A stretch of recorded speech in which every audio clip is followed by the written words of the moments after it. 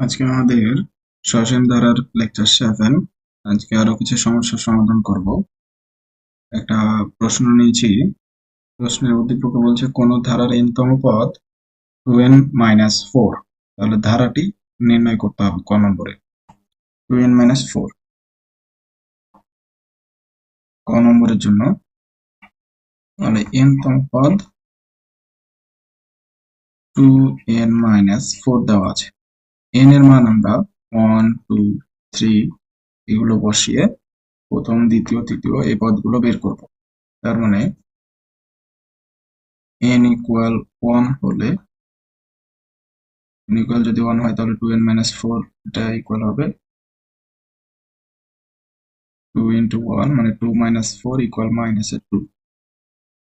আবার n equal 2 হলে 2n-1 এটা হবে 2 into 2 - 4 মানে 4 - 4 ইকুয়াল 0। আবার যদি আমরা 3 বসাই তাহলে পাবো 2 into 3 - 4 6 - 4 ইকুয়াল 2।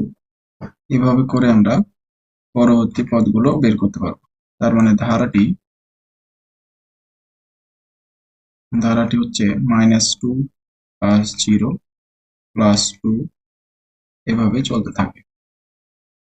এটা একটা সমান্তর ধারা, কেননা যদি আমরা 0 থেকে -2 মাইনাস করি তাহলে 2 পাবো, আবার 2 থেকে 0 মাইনাস করলে 2 পাবো। সাধারণ অন্তরগুলো যেহেতু সেম আসছে, এটা একটা সমান্তর ধারা। একটি সমান্তর ধারা। তাহলে আমরা ক নম্বর শেষ করে ফেলেছি। খ নম্বরে বলেছে ধারাটির 10তম পদ আর প্রথম 20টি পদের সমষ্টি নির্ণয় করো। তাহলে খ নম্বরে চলে যাই। আমরা ধারাটি পেয়েছি, ধারাটি -2 + 0 + 2। তাহলে এটা প্রথম পদ a ইকুয়াল -2, সাধারণ অন্তর 0 - -2 মানে 2। সাধারণ অন্তরকে d দ্বারা লেখা হয়। তাহলে 10তম পদ বের করতে হবে। 10তম পদ সমান্তর ধারার তম পদের যে সূত্রটা ছিল এটা হচ্ছে a + n-1 n জায়গায় 10 ইন্টু d। তার মানে এখান থেকে আমরা পাচ্ছি -2 + 9 ইন্টু 2 মানে -2 + 18। এখান থেকে পাচ্ছি আমরা 16। এখন আমরা প্রথম 20টি পদের সমষ্টি নির্ণয় চলে যাব। প্রথম 20টি পদের সমষ্টি, প্রথম 20টি পদের সমষ্টি s20।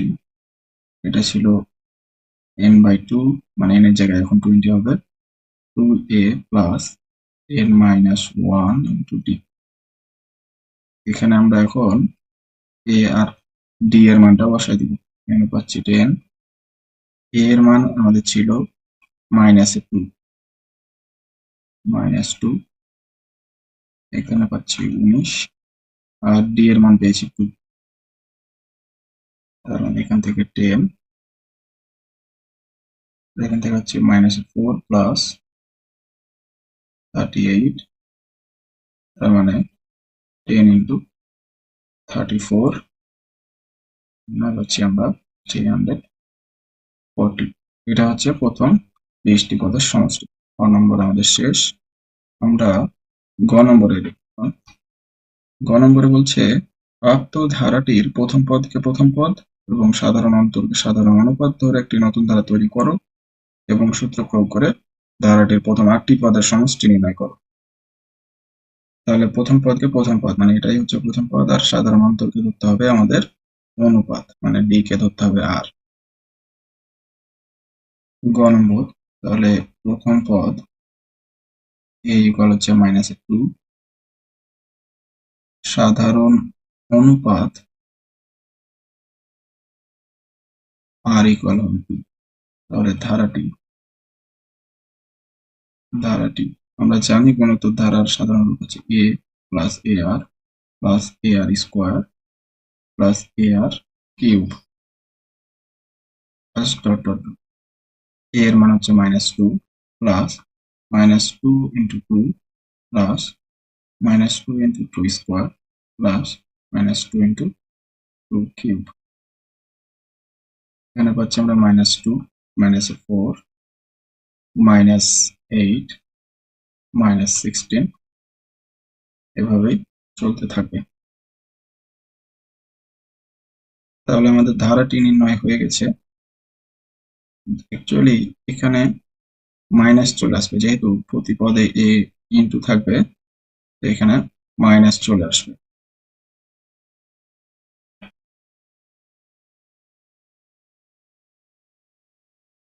আমরা মাইনাস দিয়ে দিতে, তাহলে আমরা ধারাটি বের করে ফেলেছি। এখন আমরা প্রথমে 8টি পদের সমষ্টি নির্ণয় করব। যেহেতু এখানে আর এর মান >1, তার মানে আমরা যেটা আর এর মান অনেক চেয়ে বড়ের জন্য সূত্র ছিল ওইটা ব্যবহার করতে হবে। তাহলে প্রথম 8টি পদের সমষ্টি, প্রথম 8টি পদের সমষ্টি a into r⁻8 - 1 by r-1। a এর মান ছিল -2, r এর মান 2, 2 - 1।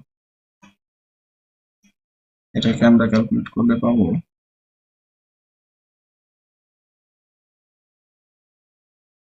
-2 ইন্টু 255, এটা গুণ করলে পাবো -510। এটাই হচ্ছে প্রথম 8টি পদের সমষ্টি।